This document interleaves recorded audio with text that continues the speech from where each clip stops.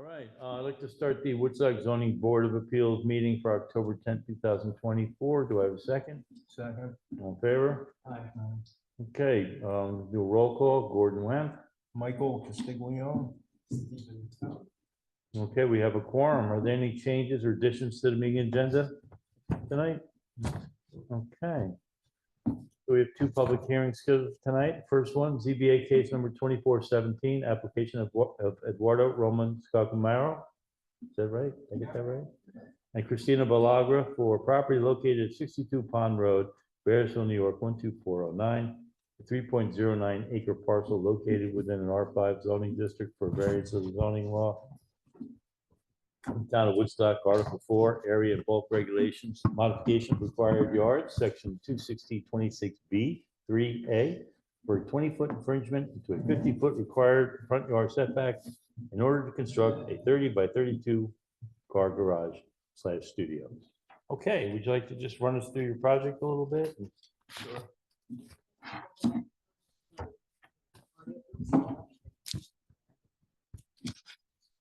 What the microphones, the audio for? Zoom. For recording the And for meeting. recording. Oh, and for For like recording the the YouTube. meeting. And right, yeah. So that's yeah. why we need everybody to hold the microphone. So it's convenient. Okay, Steve? Yeah. All right.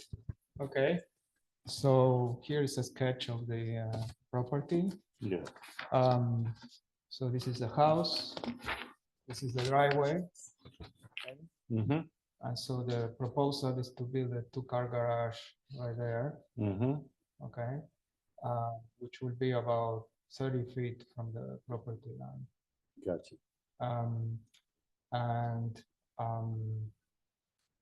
So why there, I guess, that is the question. There are not that many locations that you can choose. Probably from the driveway, the other location would probably be on this side, Mm-hmm. Which will still require a variance, and it will be on top of the of this. Drainage ditch. Yeah. So this drawing here is where the water basically comes from the gutters and goes into this ditch, and then it goes into Pond Road, and it's pretty, well, it's maybe a feet or maybe more, but it would be not very easy, and it would still require a variance. Mm-hmm. Then the location also here is natural. I can show you pictures. There are trees everywhere here and there. And there is a location, which is where we chose this, where there is a lack of trees somehow. We don't know why, that's the way it is. And so it will also minimize the number of trees that we have to take down. Mm-hmm. And so from the edge of the garage, which is closest to the neighbor, the closest neighbor will be the one across Pond Road. Mm-hmm.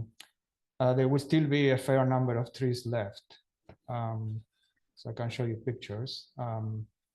Probably 3 or 4 lines of trees. There's even trees after the property line, between the property line and the street itself. That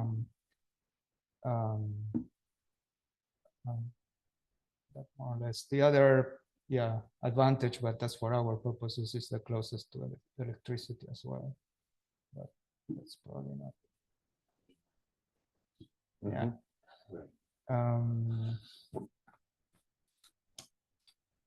Yeah, I guess that's it. I don't know. I'm happy to answer any questions.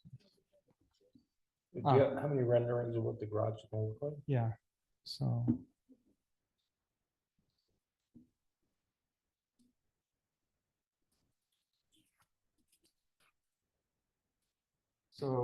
the area will be something like this. So it's a 2-car garage, and then it will be an open gallery next to the house. So it will be similar to this picture, only that the gallery will be on the other side.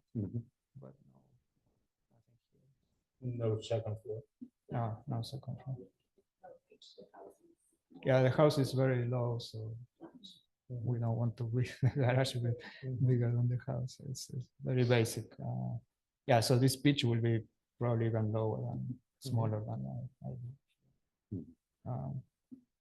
Could you send me those two pictures tonight or tomorrow via email, just so that I can send it to all the other members who didn't come today?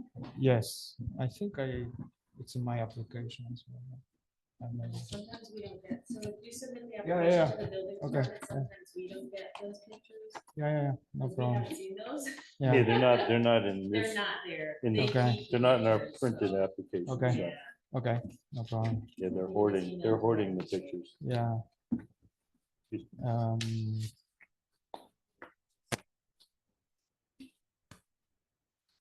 yeah. Let's see, if you want to see some pictures.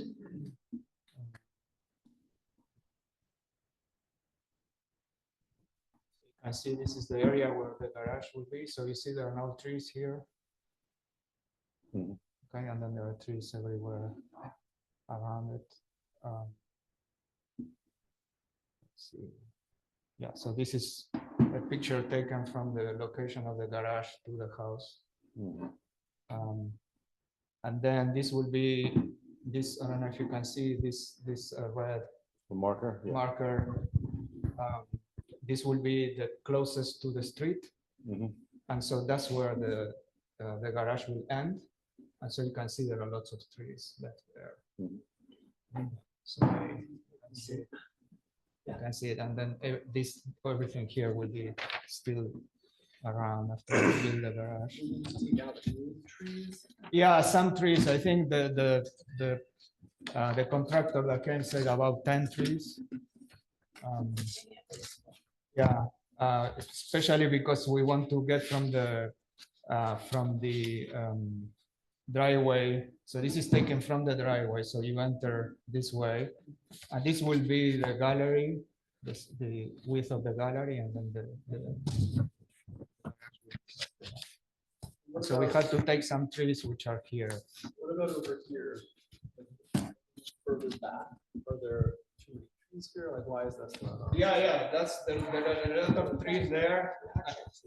Yeah, and also there is the generator and the propane line. So there's a propane line going to the generator, which is right there. So you don't want to go with the car over the propane line. So also there's some, yeah. So that would be, yeah, and you will have to get from the driveway, get in there, it will be probably getting a lot of trees and still there's a propane line, so I'm not sure how let's see. What's we have here? Yeah, so you can see that if you want to do that, I will have to go behind the generator, and then we have to coming from the driveway, we'll have to take all these things. This is taken from the property line to the closest property, which will be across the front.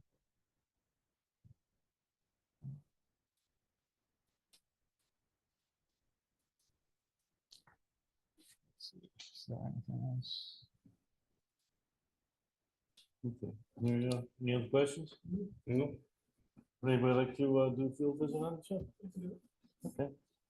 Stephen like to maybe come by and if you want him to call you or just you can do a drive-by or Yeah, sure. either one, you tell me. Yeah. Yeah, so you can get the number. Yeah, you have my number, I guess, in the show. Okay. All right. Chuck, you read the contiguous neighbors, please. Diane Leota, dinner, 61 Blue Hill Road, Norwood, New Jersey. Carsano Family Trust, 57 Pond Road in Bearsville. She actually did send us a letter in support. Right, we have a copy of that here. Yeah. Erica Bloomberg, 58 Pond Road in Bearsville, and David Wyman, 380 West 12th Street, number 7B in New York. Okay, well, anybody in the public wishes to speak on this matter? If not, then we'd like to close the public hearing, and that means that we'll deliberate on this, and we have up to 62 days to render a decision. More than likely, we'll be able to tie this up by the next meeting, which is the The 24th, that's right. And then you could always, if you want, call on the 25th to see if the vote went through, and then you call the office. It'll probably be, when the decision's written up, we usually post it on the website day before. So if it's up there, we can't guarantee we can vote on something, because something can always be tabled for one reason or another, but if it's up on the website, then there's a better chance that we are gonna vote on it. And, that'll be on the 20, it's probably posted on the 23rd usually, yeah, on the website. So. Okay. So, see ya. So with that, we'll close the public hearing. Do I have a second? Second. All in favor? And with that, we're gonna recess case number 2417, is it? 2417. I mean, yeah, recess 2417. Do I have a second? Second. All in favor? Aye. Very good. Okay. Moving on. ZBA case 2418, application of Anna Maria Profera, as represented by Chris Mason of 27 Mark Drive, Stonebridge, New York, 12484 for property located at 2680 Glasgow Turnpike, not Gasco, Glasgow Turnpike, Woodstock, New York, 12498, a 5.52 acre parcel located within the NR5 zoning district for variances from zoning law of the town of Woodstock. Article 5, supplementary regulations, section 260-32A, fences, walls, and gates, to install a 6-foot high fence in a front yard where only a 4-foot high fence is allowed. And section 260-32D-AD, to install a 2,000-foot long 6-foot high fence to enclose the primary residence. Hmm? Yeah. I had it on top already. Peeling off the bottom of the deck. Okay, sir. How you doing? My name's Chris, as Gary said. I'm here representing Anna Marie and Marius. Unfortunately, I just want to let you know this matter is very important to them. If they could have been here, they would have been here, but they had a prior engagement that unfortunately they couldn't reschedule. That being said, yes, we're interested in doing this fence for 2 important reasons. One of the first important reasons is in order to allow their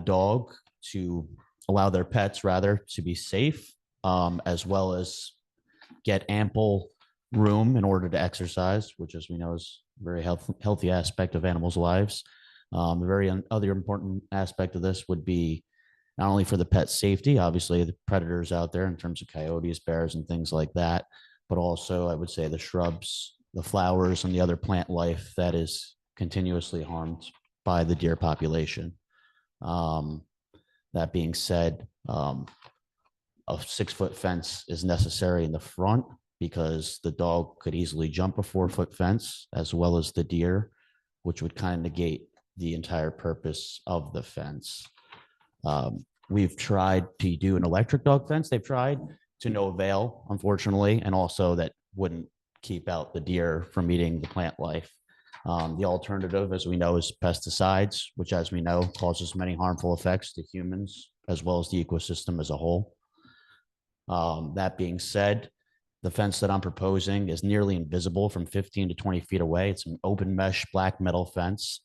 That being said, well within the property lines that neither neighbor to the south or the east would even be able to view it, even if they wanted to. It'd be pretty impossible. The parcels to the west and the north, they actually own those as well.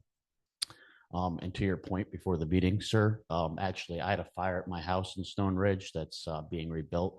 The firemen had to take down this exact fence in 2 portions. And unfortunately, I didn't get a chance to take down the rest. I was dealing with a lot else. But I returned to my house and deer was stuck in the fence. So unfortunately, they do not find their way back out of if we were to do 4 foot front. They're not actually smart enough, unfortunately, to find their way out. If I had a